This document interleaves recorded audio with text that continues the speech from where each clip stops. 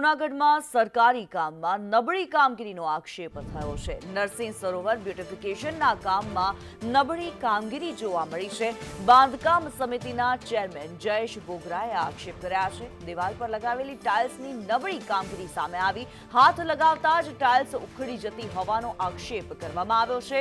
નબળી ગુણવત્તાનું કામ થતું હોવાનો આક્ષેપ। કરોડોના ખર્ચે જ્યારે સરોવરનું બ્યુટિફિકેશનનું કામ થઈ રહ્યું છે ત્યારે નબળી કામગીરી સામે આવી રહી છે।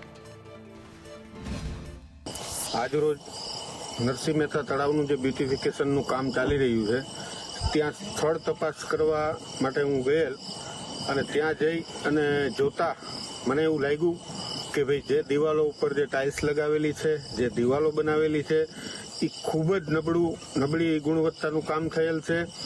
એક મેં વિડીયો પણ બનાવેલો છે કે ભાઈ જેમ હાથ ઉપર આમ મારો એટલે દિવાલથી ટાઇલ્સ હાથમાં આવી જાય કે ભાઈ જે એની અંદર કેમિકલ સિમેન્ટ જે ઉપયોગ થવો જોઈએ એ ખરેખર પૂરતા પ્રમાણમાં થયો નથી।